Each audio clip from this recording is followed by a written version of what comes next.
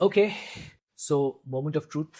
तो एक सवाल मुझे बहुत पूछा जाता है कि सर एंशियंट हिस्ट्री कवर कहाँ से करें। नाउ द थिंग इज कि अगर आप पिछले कुछ सालों के क्वेश्चंस देखें प्रीलिम्स के, तो बहुत सारे टर्म्स पूछे गए हैं and also a lot of questions from south India.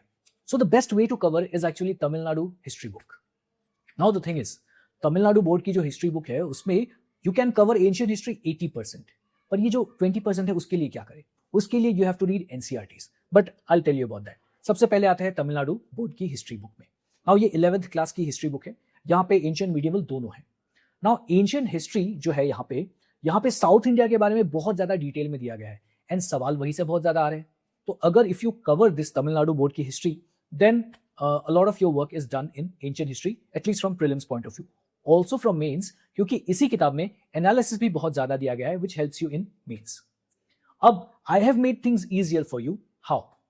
क्योंकि तमिलनाडु बोर्ड की जो हिस्ट्री बुक है उसको चैप्टर वाइज मैंने कवर किया हुआ है इसी चैनल पे। If you go to the playlist, वहां पे आपको एंशियंट हिस्ट्री का एक प्लेलिस्ट मिलेगा, that is actually Tamil Nadu board की हिस्ट्री की किताब। So I have covered that. Now what you have to do, आप एक एक करके चैप्टर वाइज इसके वीडियोस देखेंगे। Once you are done with the video of a chapter, उसके बाद उस चैप्टर को पढ़ लीजिए एक बार। ठीक है, किताब कहां से मिलेगी? डोंट वरी, पीडीएफ में शेयर कर दूंगा अपने टेलीग्राम चैनल पे, वहां से आप डाउनलोड कर लीजिएगा। सो वॉच द चैप्टर का वीडियो, उसके बाद read that chapter from the PDF. तो जब आप वीडियो देखते हैं, I have asked you to make notes also of the video. तो आपको पेपर और पेन लेके बैठना पड़ेगा and you have to make notes. उसके बाद जब आप चैप्टर पढ़ेंगे तब यू विल सी कि कुछ ऐसी चीजें मिलेंगी जो शायद एक्स्ट्रा है, या कुछ ऐसी चीजें जो आपको लगेंगी कि you will forget, so that you add to your notes.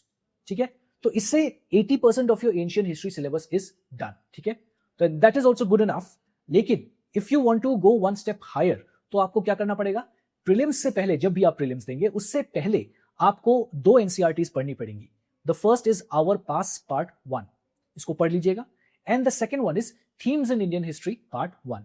ये तीनों किताबें जब हो जाएंगी, दैट इज तमिलनाडु बोर्ड की जो हिस्ट्री की किताब है, उसके बाद our past part 1 and the third one is themes in Indian history, इन तीनों से जो है फाइनली आपका कंप्लीट एंशियंट हिस्ट्री हो जाएगा, both for prelims and mains. So that is why do not worry about ancient history.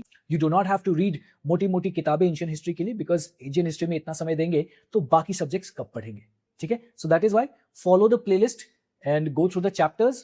उसके बाद आप NCERT कर लीजिएगा, that is enough. With that thought, let's crack it.